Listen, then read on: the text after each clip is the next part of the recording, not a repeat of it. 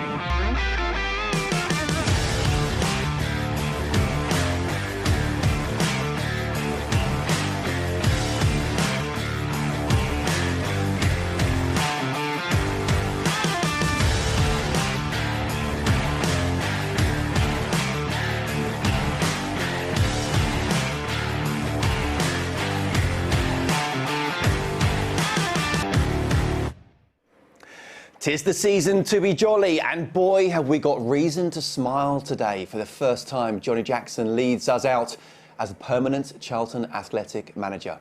It's Plymouth away. We have the chance of doing a league double over the Pilgrims. But more importantly than that, we could end the day just 5 points off the playoffs. Lots coming up pre-match. Well, we will speak exclusively to the permanent man in charge, Johnny Jackson, as well as in-form frontman Connor Washington. We'll also hear from owner Thomas Sandgaard and look back at last weekend's win over Cambridge United. Curbs is back. Loving your jumper, It's great, isn't it? It is indeed. Did you miss us? Yeah, I did actually. Did you? I had other things on, so I couldn't tear myself away. And look, it's Plymouth versus Charlton. Of course, we have to have this man alongside us. Garland shaking off one challenge, it's bouncing for Nelson, he scores! Garry Nelson puts Charlton in front. Nelson's onside, he's being pushed, the referee is playing a play on. Nelson's round, he's there! That was well played, well seen. And that's a lovely first time ball for Colin Walsh out towards the right flank. Nelson cutting in, Garry Nelson on his left foot with a chance. Oh, fine goal. Leeburn running clear of the county defence. He's picked out Garry Nelson, 3-1. Penalty area, Leeburn's up there. Chance now for Nelson. Oh, fine goal. Garry Nelson on the volley with his 14th of the season. It is, of course, Garry Nelson. Nels, great to see you. How are you? I'm good, Scott. Looking forward to this. Two of my old clubs. Yeah. You're looking well. Look, I mean, only one place to start, of course. Christmas jumpers. Who's got the best one? Well, I think somebody's raided the club shop. I quite like the blue, actually. Nels, I think you win it. I think I do as well. Hello, that's very fetching on Aldo. I think they've set me up a little bit. I think they've set you I've up got as well. one that fits you, Keith, I've got to say. Is that super small? This is Brownies. No, It was Brownies. Brownie would have stretched that. Brownie's a lot not more. getting into that. Yeah, but He would have stretched that a lot more than that. Brownie couldn't get in this. No chance. Look, I mean, you were our Charlton TV go-to man last season whenever we needed a result. Yeah. This season, Well, we don't need a played result. 2, lost 2. Nels, you feeling the pressure? It was the early part of the season, wasn't it? I mean, I think the best I did was a draw at Gillingham this year, but it's fantastic turnaround. What a turnaround. The form they've got at the moment, you know, 9 games that he's had, if he took that forward 5 times in the season, he'd have 100 points. Yeah. So, you know, fair play to him, to Jason, and to a certain extent the players as well, because I'm sure they've knuckled down. But, you know, really, really good to see. I think we all felt that the talent in the squad was there. It's just getting the right blend, and they certainly seem to have got that. Yeah, you always were good at maths. I know you 100 points and working it out. So well done there. Look, you touched on Plymouth. Have you watched them this season? Kept tabs on them? I actually saw them play last game of the season at Gillingham, and I thought they were a neat and tidy side. Passed the ball well. They looked as if at the time they lacked the cutting edge.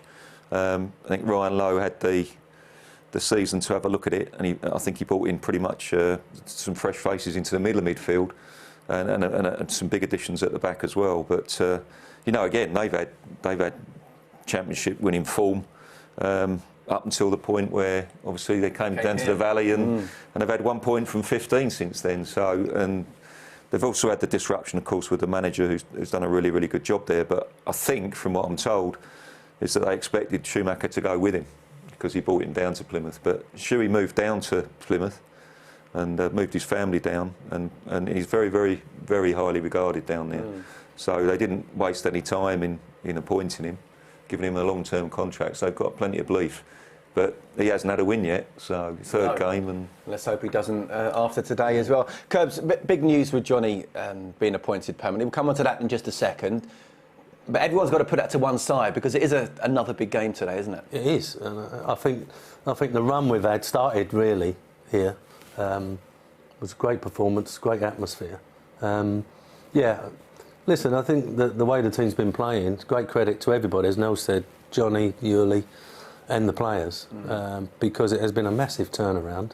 And as we've been saying all along, it's been needed, obviously, to get out of the bottom 3, but we need it again to really threaten that top 6. So that's the big thing now. Can we keep it going?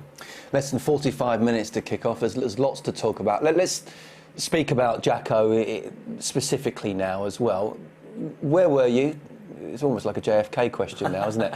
When you heard the news, and what did you think? Just like yesterday. Listen, I mean, I haven't been asked my opinion on it, really. But when you look at it, I mean, firstly, since Johnny's took over and the performances, you know, that's a no-brainer. The way they've been playing and the upturn in fortunes. The fact that he knows all the players, either because he's coached them and for the last couple of months managed them, and thirdly, if a new man came into the club, and I've been through that, you know, a new man coming in would have to assess the squad while he's trying to win football matches, and that's really difficult. So, you know, for all them reasons, Johnny Jackson had to be the new manager for me, and as I say, it was a no-brainer in the end. I can understand why Thomas took his time, because without him divulging, there were some people that applied for the job. It's a big club, isn't it? Yeah, absolutely. In a bad position, but and I think he owed it to himself, and he owed it to the people that were applying to go through it. And but all the time he was going through it, Johnny was staking a claim. And it's very similar to when me and Gritty took over. You know, when we took over, we knew all the players. We've been coaching them and playing with them, so we knew them all. And it was a nice transition. And it's the same for John now. He knows all these players. And if a new manager had come in, apart from assessing the squad, he might have wanted to bring a few in as well. You know, which is, that's another thing that we've got to consider. Whereas Johnny knows the players inside out. He might want to make a few changes himself, but at least he's doing it from a platform where he's coached them and managed them and he knows them. So, yeah, it was a no-brainer for me.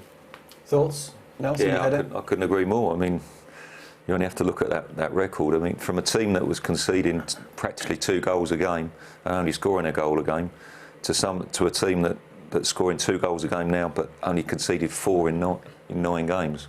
You know, that is an amazing turnaround. Yeah. And yeah, to a certain extent with Alan as well, I agree with Alan. I mean, it would have been the easiest thing to rush to it. But, you know, I think he wanted to take his time. Let's face it, he did appoint Nigel, so he didn't want to get it wrong again. But when you can see the way that the crowd got behind Johnny, I mean, he's such a popular figure here, the way the crowd got behind him, the way the players got behind him straight away, the way that he applied the kind of Charlton ethic of, you know, the first thing you do is you wear the shirt with pride and you work hard. And the fans can see that, they react to that. And, you know, everything about it feels right at the moment. I'm not so sure after 9 games, Al, that his record will stand that over the test of time. Well, let's hope it does. Let's have a look at his record right now, shall we? Because it is a fantastic record, you have to say. 6 league wins in 9, 3 cup wins in 4. He actually has the highest win percentage of any Charlton manager in the club's history. That's 71%. You look at, well, it is Division 1. Let's be honest. Or was it the 3rd division? That was what Brownie was saying, to see beforehand if there would be a reaction from you. Yeah, just a little one. Listen, there'll be another stand named after him if he keeps this up. But best results for you so far, Curbs? The Sunderland one was a brilliant result, wasn't it? You know, no one expected that. And I just think it's that. I think he'd look at it and he'd be really disappointed with Shrewsbury and the Morecambe one. But for me, the games that we've played here, and with Thomas's initiative of trying to fill the stadium, it's been back to normal. You know, it's been great here. You know, the fans have been coming back, the atmosphere has been terrific, and the performances have been first class. How do you think Jacko will be feeling today? And what does being permanent change? Well, it is a little bit different, right? Because at the time, I think everyone's been saying, "Oh, well done, John," and great, and "Oh, we think you'll get the job," and everything else. Now it's on him. Now he's in charge, and you know the buck stops with him. And you know the conversations he'll be having with the owner will be totally different to when he was caretaker manager. In what way?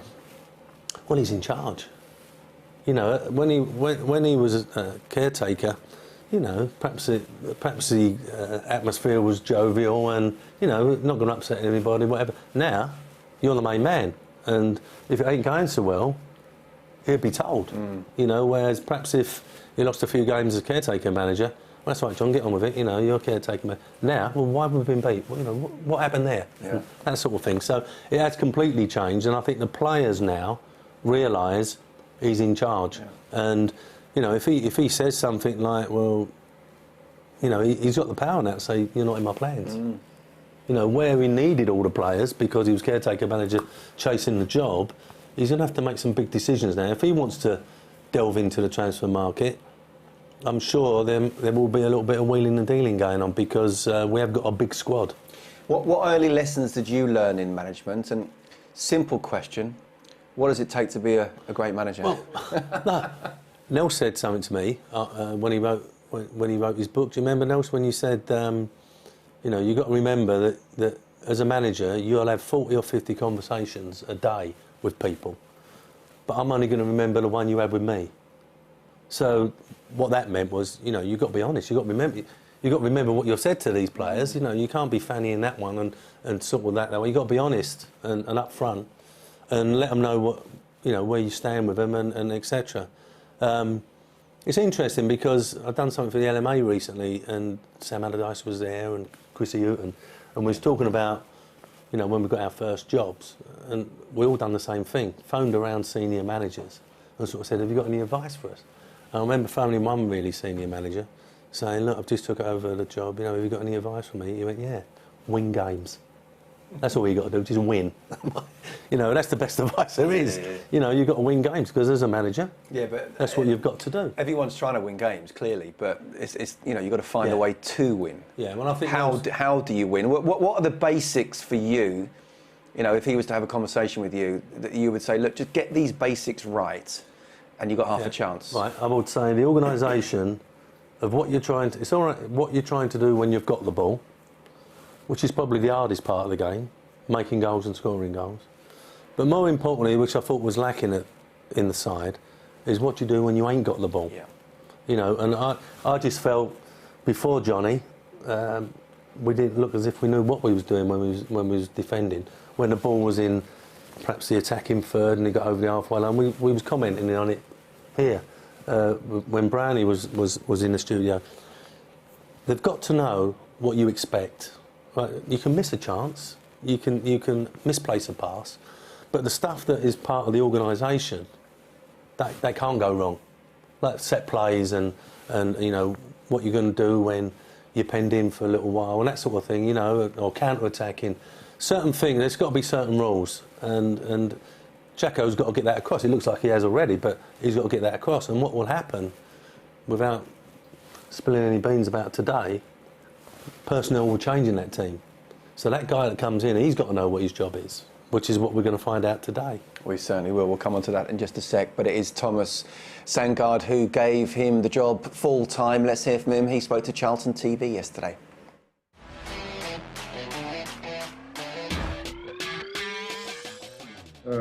Johnny has been caretaker for a couple of months now and has done an amazing job. We've now seen more than 2 points on the average per game since he took over. Started brilliantly with our trip up to Sunderland and beat Sunderland 1-0 on their home ground. I'm very excited that it worked out for everybody, and obviously I am very, very certain that the fans will be excited about this. I'm very excited, and I'm sure the fans are.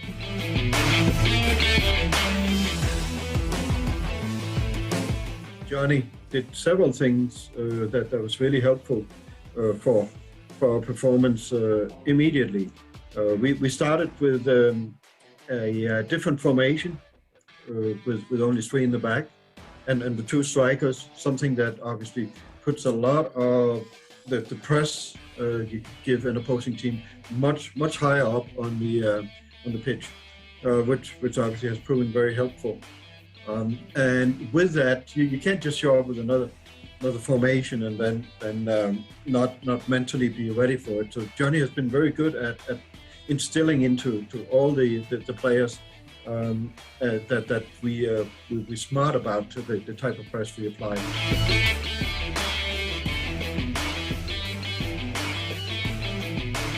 Jed Roddy, technical director, will in the future be focused on the academy and also the ladies team, and we focused on getting us Category 1 status. He has a lot of experience with the FA and in that entire environment that is helpful. So he will be doing that going forward on a more consulting basis. And obviously Martin, my son, is over there and has gotten quite a bit into the football side, and he's taking over running our the part of the recruiting where we are identifying players that have the right type of traits and the right background, age, and everything to keep strengthening our squad. So he'll be doing that more from an analytical point of view, working together with Steve Gallen. Hoping that we will make a minimum of one investment, like we've done previously here, especially in the last transfer window, where we invested in younger players that have a lot of potential, so that they eventually will become an asset that they can contribute to our first team. How good was that guitar in the background? I was concentrating on what you were saying. I was, of course.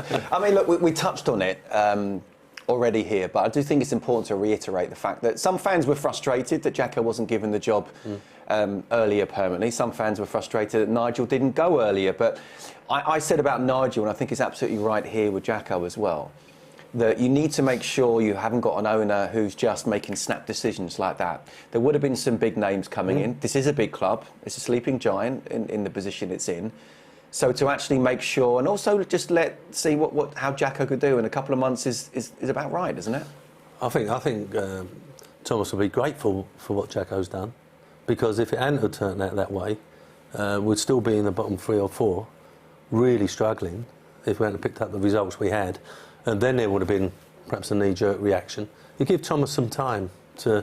Well, he gave him some time to sift through the applications, and he also gave him some time to assess John and to see if he felt, if he was managerial qualities, and not just on the pitch, but their conversations off the pitch. Yeah. That's just as important. The relationship between the manager and the chairman is vital. How important is it? I mean, some people say actually it's more important to manage up than manage down. Well, to be fair, it's more important when you're struggling. Let me tell you, if it ain't going so well, that you've got the confidence that the man who's above you is looking out and understands what's going on. Because you had Richard Murray, didn't you? I had Richard Murray. I started off with Roger Orwin, and then Richard took over.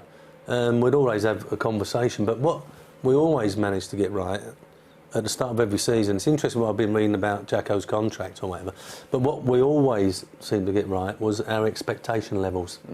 We sat down, me and Richard, and looked at our budget, looked at what we was doing in the transfer market, and sort of basically between us agreed where we think success would be and what perhaps failure would be in some respects.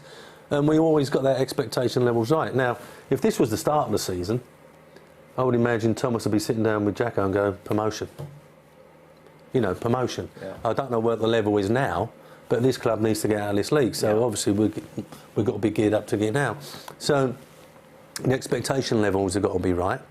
And I think what he's got with Jacko is he understands the club, he understands the fans, and he knows a lot of apart from knowing the playing staff, he knows the non-playing staff. So he's already in. He hasn't got to make relationships really. Yeah. So he's on firm footing. Just on the January transfer window as well, Nils. You know, sounds good. It looks like we want to try and kick on, and whether that be bringing people in or making people who are on loan permanent, either way. Yeah, I think it's going to. It comes back to ambition. I mean, if the results carry on the way they are, then there'd be every room for him to support Jacko in what he might want to do. I mean, it's a big squad. We have to remember it's a big squad. To my mind, it was part of the issue at the start of the season. He had too many choices, and he was making too many choices and changing. So, and you've also got to try and keep players happy. Al, haven't you? But you know, when results are going like they are, those people who aren't in the side, they can't have too many complaints. Knock on the door. You know, and once you've got the shirt, hold on to the shirt. So I think they've got a good enough squad personally, but you know, you can always do with a little bit more. I think the only department I'm a bit concerned about is that centre back department. We've got 2 out, Innes and Lavelle. Yeah, well, he's back, Ryan. He's getting back on the bench. But history suggests you've got to be careful with him. But you know, I think that it's great that Claire's playing there and Purverton can play there if Johnny wants to keep playing with 3. But I think that's an area that you know, we're well stocked in middle of the park, well stocked in other areas. Perhaps not there. OK, we'll have to see how that one goes. We wish, of course, Jacko all the very best. And I spoke to him a little bit earlier, and I started off by asking him, well, just how he felt being the manager, permanent manager of Charlton Athletic. Yeah, thanks, Scott. Really, really honoured, obviously. I'm really proud. Yesterday was a proud day for me with it getting announced and you know, the news coming through and the messages of congratulations. It really sort of sunk in yesterday, and to find, obviously it's been a while coming, hasn't it, to finally sort of lose the caretaker tag. Yeah, probably the proudest day of my career so far, to be honest. Yeah, and it's been a fantastic career so far. Plenty more still to come, of course, and well deserved as well. In terms of your 8 weeks in charge, how proud have you been of the players and your staff as well? I'm so proud of everyone involved. We spoke about it a lot, haven't we? I think the players deserve particular plaudits for how they've responded and what they've been doing on the pitch. Can't speak highly enough of the guys around me as well. Jason Ewell, it's been a godsend. Obviously Josh Hornby and co, the people behind the scenes that have helped and that continue to help. Like they've been absolutely brilliant for me. So obviously it's a major team effort. You know, I'm at the forefront of it. Getting plaudits at the minute, but there's so many people that play their part, so it's important they get credit too. In football, there's no time to rest, so let's look at today's game then, shall we? What kind of a test are you thinking that Plymouth will pose? Of course, a new man in charge in his first home game. Yeah, and they remain a good side. I know they're on a bit of a slippery run. Obviously, that was tough when we played them, I think only about a month ago. Obviously, they've dropped away a little bit, haven't had a great run of results, but you know, it's just similar personnel, similar way of playing, and you know, they haven't become a bad team. They're just on a little bit of a blip. So, yeah, they carry threats all over the pitch. Front 2 boys have got a good movement and have scored a lot of goals. So, and obviously with Schumacher obviously being his first home game, he's going to want to put a marker down as well. So, we know that we're in a real tough test today.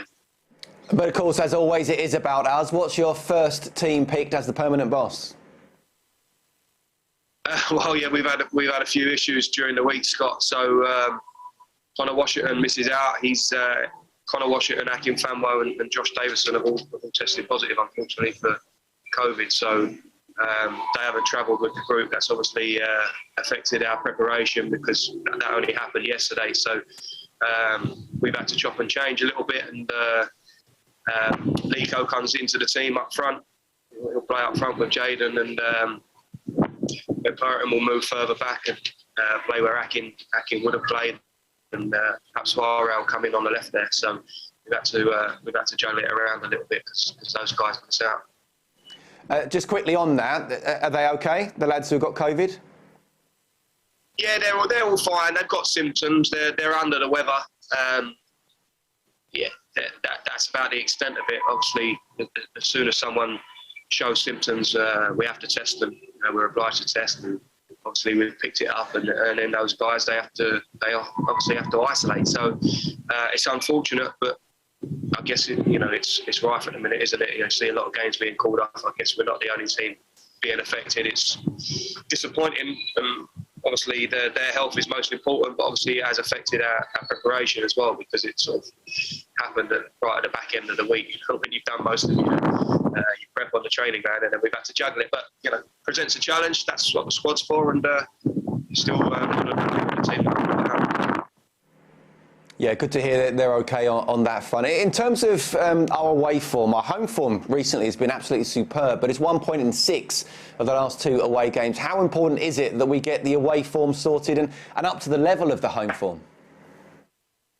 Yeah, really important. Obviously, you have to be make the Valley a fortress. We know that. And, it's always going to be difficult for teams to come there, but you want to back that up with points on the road, don't you? And so yeah, disappointed to only come out of that Morecambe and Shrewsbury game with 1 point. I thought our performance is certainly warranted more than that anyway. So it's important that we back up the home victories that we're getting and pick up points on the road as well. So we'll be looking to do that today.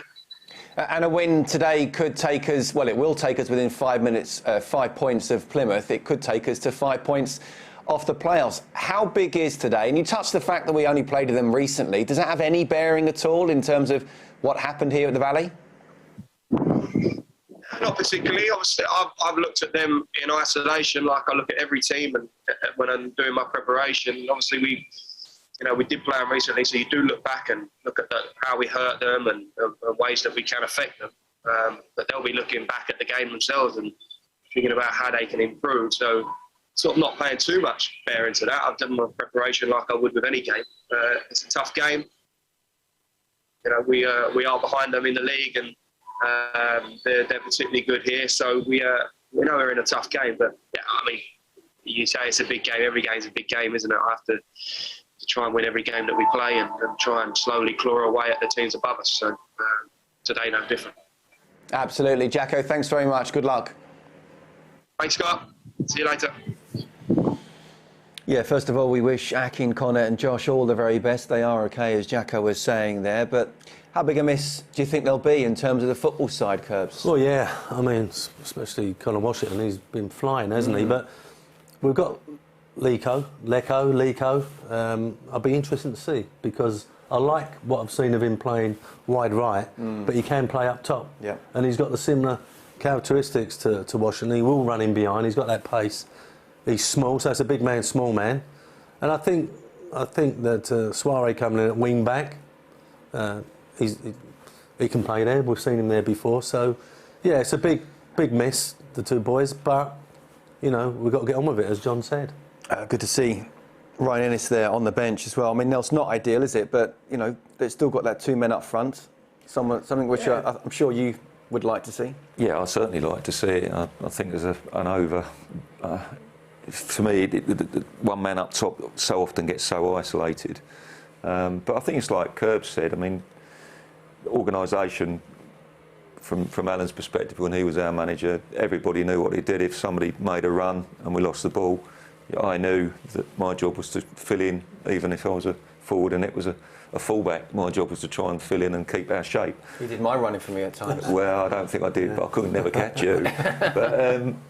But I think for anybody coming in, especially into this side where they've done so well, it's just adopting those really, really good habits, especially away from home. Yeah. Don't lose your shape, keep your discipline.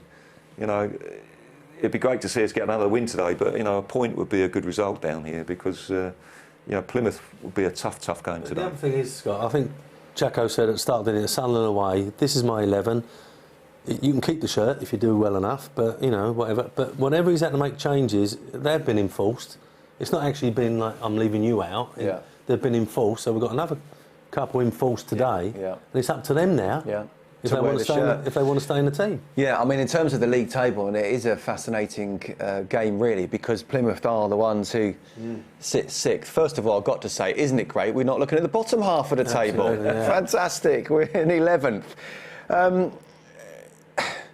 They were the league leaders, Plymouth, when they arrived at the Valley 4 weeks ago. They're now 6th, lost 4 of the last 5. When you go, Nels, from one to extreme to the other in that sense, one, how difficult is it to get back on the wagon? But two, how difficult do you feel it would be? How difficult is it a good time or a bad time for us to be playing them when someone like Stephen Schumacher's first home game, and all the players will be trying to impress them? Him. Yeah, I think it's a very valid point, but you also need to look at if you look at that top 4, they're the teams that they've lost to. Yeah. So 4 out of their 5 losses, the other loss was against us. So is that reflective of the fact of how much progress we're making? I would suggest that there's probably 1 result away from getting it back kick-started again. You're always at 1 result. There is extra pressure on them. 1 point out of 5 is not good, particularly when you were leading the table. Have they got the mentality? Have they got the belief? And I think that's what Schumacher will be trying to say to the lads today.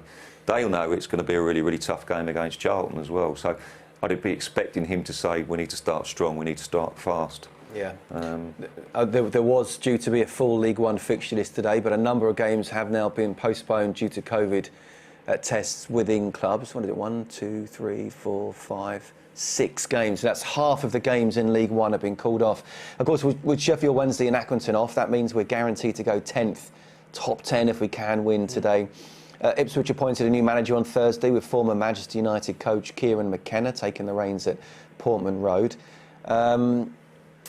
What do you think, Curbs? You know, give us a chance to make up some ground. Yeah. It's a big afternoon because I'm looking at Rotherham. I mean, that's a tough game at Cambridge. Yeah.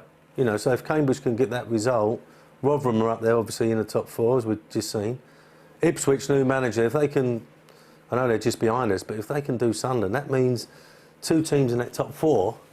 If we get that result, we're getting closer to it. You know, so it could be a really interesting afternoon. But as you said, we've got to get our result first. We have indeed. OK, more on today shortly, but let's go to club news updates right now, shall we?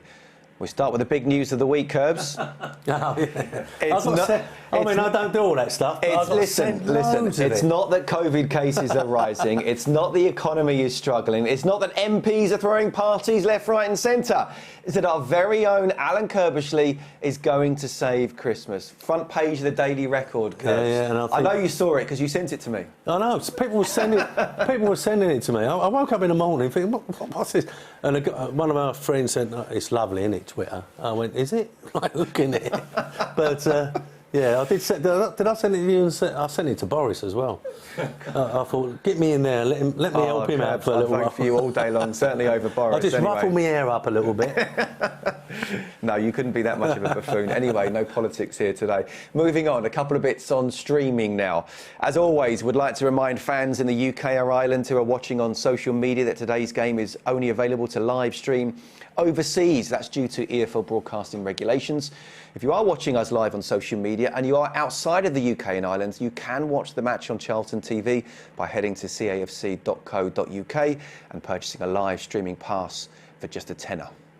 From Monday, international supporters will have the option to purchase the Charlton TV half-season pass, priced at just £100. If you regularly pay a tenner to watch, why not pay £100 to get yourself set for the remainder of the season?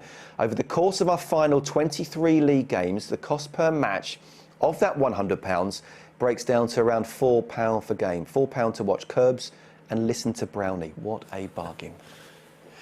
We have some good news in relation to UK streaming and our Boxing Day fixture at AFC Wimbledon. The EFL have confirmed that we will be able to stream the Boxing Day clash all over the world, meaning that if you weren't able to get a ticket for the now sold-out away end, then you will be able to watch the game live with us. Head to cafc.co.uk now to purchase your pass. Right, we now have a trio of 5-star performances to report on. Millwall under-18s, Reading under-23s and Watford women have all been put to the sword in recent days by the Addicts. Our under-18s thrashed Millwall under-18s 5-1 on Saturday, with captain Jason Adigan bagging the pick of the goals with that fantastic lob. It secured the under-18s 9th league win on the bounce. Not bad that, chaps, was it? Pretty impressive that, wasn't it? Was that 30 yards? Very much 35 so. yards. Our under-23s then went one better by thumping Reading 5-0 in the Premier League Cup on Monday. Striker Ryan Viggers put the gloss on this excellent team move, and it is a big well done to head coach Anthony Hayes and his players indeed. That is what managers want to see. And Karen Hills' Addicts then did likewise on Wednesday night by putting 5 unanswered goals past Watford women in the Continental Cup. Midfielder Alicia Sulola rounded off the scoring with his close-range finish. Great cross coming in. Despite the thrashing, they will be reliant on other results to determine whether they reach the knockout stages of the competition. Full highlights of all 3 games available on Charlton TV on demand now. Finally, I'm excited to announce that Charlton TV will have a new home early in 2022 as the club are launching a brand new website and app. The club have partnered with other media who work with many football clubs in the Premier League and EFL, and full details of the announcement can be read on cafc.co.uk. OK, right, it is now time for our very popular December feature. All right.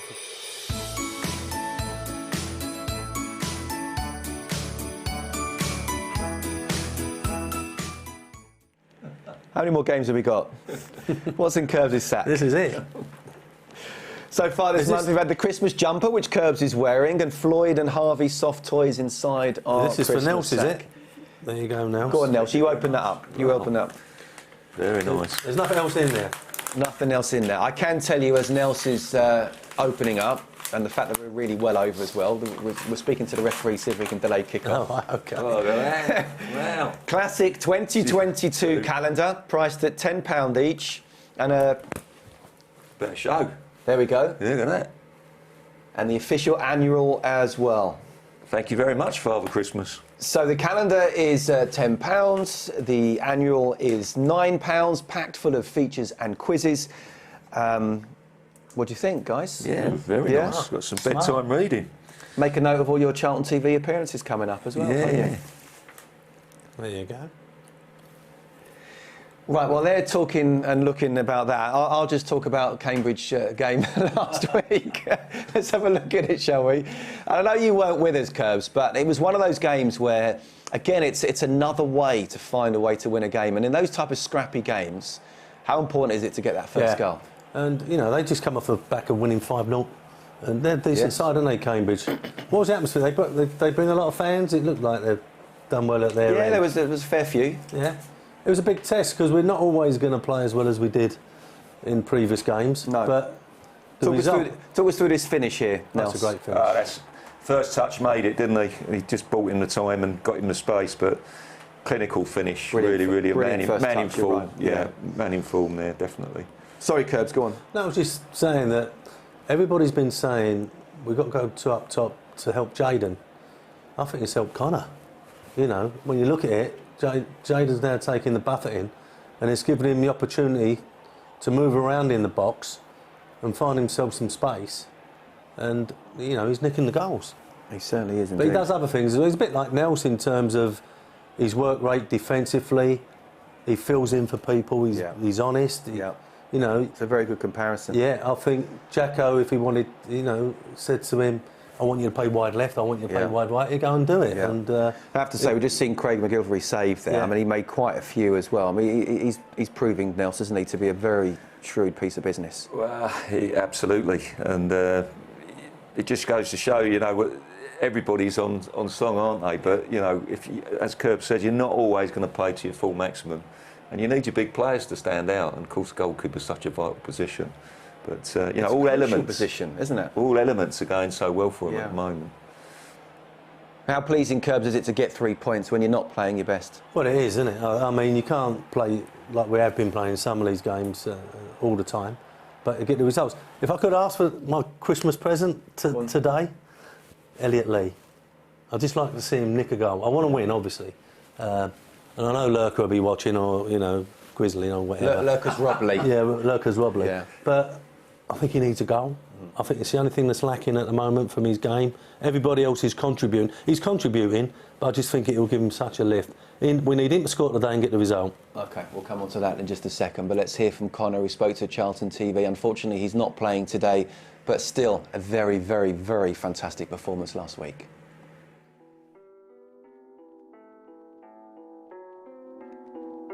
The fans appreciate that hard work, that willingness to run, to play for the shirt. Is really important to me, and I've never had that at a club before where I felt it so much. And obviously we want to be successful as a team and on a personal level as well, and the fans are a huge part of that.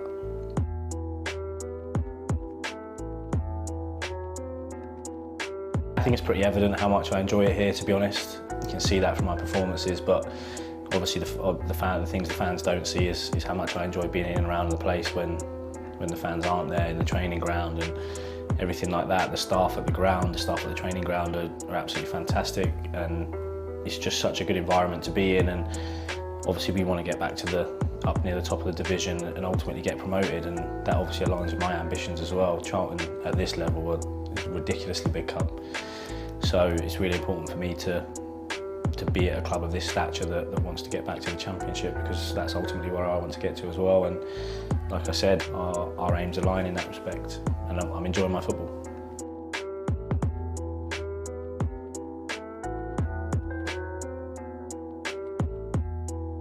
it's a great family club, to be honest. It's such a good family feel around the place, and my missus and my son love coming, love watching the games and stuff, so that's really important for me as well. Cross, instead we'll get it back. Finds Gilby, first time cross, Washington controls, Connor Washington! Charlton out the lead! Lovely little pass by Alex Gilby into Connor Washington. It was just obviously a good touch. Something I've wanted to do more is get in those positions, get more shots off, which I've been managing to do in the last few games, so that's a positive for me, and obviously managing to find the bottom corner was nice.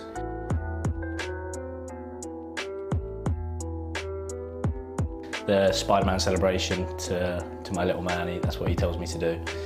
We haven't picked another one yet, but his favourite character is Spider-Man, and that's what he tells me to do. So I'm not going to argue with a 3-year-old about that. Obviously important for me that I want to make him as proud as possible. He's 3.5. He doesn't understand a great amount at the minute, but he does enjoy it when I score.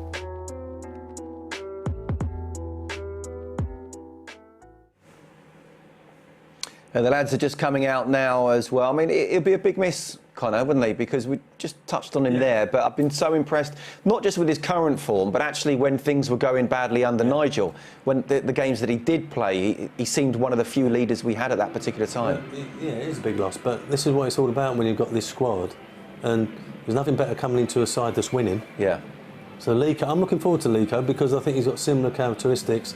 We've not seen him up top. Obviously he played last year. Up top when he was here before, but I've not seen him play up top really, so I'm looking forward to that.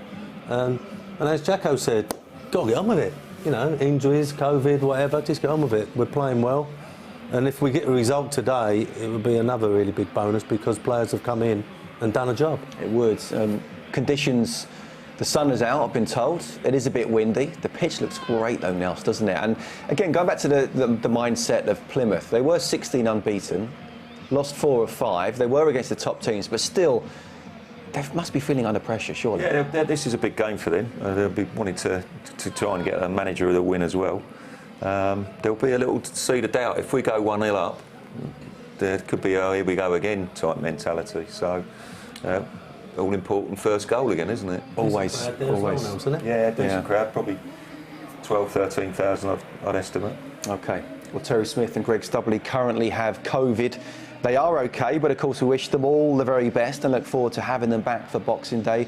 So it's a very warm welcome to Jamie Reid and of course Stevie Brown. Jamie, all the very best. We're getting a word in edgeways. Have fun. Scott, thanks very much indeed. Well, I have to say I have had the pleasure of working with Steve on numerous occasions, and I can certainly see why you've brought those words out of the locker. Listen, you're a very easy paycheck today. You haven't got to say a lot. If I'm honest with you, Jamie, just get me rolling and I'll be fine. I'm just off the back of looking at the guys in the studio, one very disappointing jumper out the 3. I've got to be honest, really let the side down. 2 are very, very good. 1 not so good. But just looking at the pictures of the players getting ready, and obviously Piercy there doing the toss. But we've got a